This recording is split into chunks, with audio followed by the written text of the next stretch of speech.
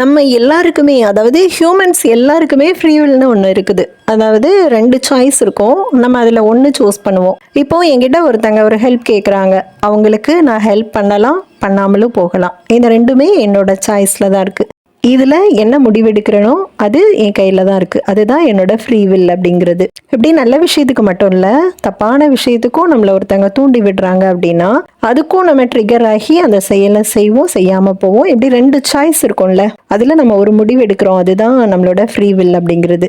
இதுல positive, negative 2மே இருக்கும். நல்ல விஷயத்த செஞ்சோம் அப்படின்னா அதுக்கான விளைவுகள் கிடைக்கும். தப்பான விஷயம்னா அதுக்கான விளைவுகளும் கிடைக்கும். கால நேரத்தை பொறுத்து. சில பேருக்கு உடனே அந்த விளைவுகளை அனுபவிப்பாங்க. சில பேர் ரொம்ப காலம் கழிச்சு அந்த விளைவுகள் அவங்களுக்கு திரும்ப வரும். இதைத்தான் கர்ம வினை பதிவுகள் அப்படின்னு சொல்லுவாங்க.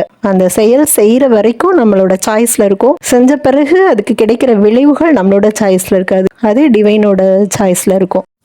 மனுஷங்களுக்கு மட்டும்தான் அந்த ஃப்ரீ வில் அப்படிங்கிறது இருக்கும். இப்போ 5 அறிவு உள்ள மிருகங்களுக்கெல்லாம் ஒரு சிங்கம் இருக்குன்னா எய்த்தால ஒரு முயல் வருதுன்னா அதை அடிச்சு சாப்பிடும். பசிக்குது அந்த டைம் அதை அடிச்சு சாப்பிடும். இதுல பாவ புண்ணியம்லாம் அதுக்கு தெரியாது. பட் மனுஷனுக்கு தெரியும், இது பண்ணுனா இந்த உயிருக்கு வலிக்கும், இதை பண்ணுனா அதோட விளைவு துன்பமா இருக்கும் அப்படிங்கிறதுலாம் அவங்களுக்கு தெரியும். அதே மாதிரி மனுஷங்களுக்கு டிவைன் வில் அப்படிங்கிற ஒன்று உண்டு. அதாவது ஃபுல் அண்ட் ஃபுல் டிவைன் கிட்ட சரண்டர் ஸ்டேஜில் இருக்கிறது. இது நல்லது, இது கெட்டது, இது வேணும், இது வேண்டாம், இது சந்தோஷம், இது கஷ்டம், இப்படிலாம் பிரித்து பார்க்காத ஒரு ஒன்னஸ் கான்செப்ட் இருக்குல்ல, அதுதான் டிவைன் வில் அப்படிங்கிறது.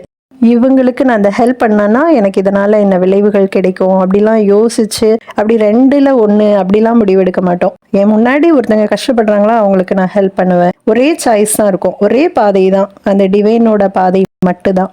எனக்கு இது வேணும், வேண்டாம், இதனால எனக்கு அதிகமான சந்தோஷம் கிடைக்கும், இதனால எனக்கு துன்பம் கிடைக்கும் அப்படிலாம் பிரிச்சு பார்க்க தெரியாது. டிவைன் எனக்கு என்ன கொடுக்குதோ அதுல நான் ஹாப்பியா இருக்கிறேன். இந்த சோல் எதுக்கு பர்த் எடுத்ததோ அதோட முழுமை அடைகிறதுக்காக டிவைன் கிட்ட முழுக்க முழுக்க சரண்டர் ஸ்டேஜ்ல வாழ்றது தான் டிவைன் வில் அப்படிங்கிறது.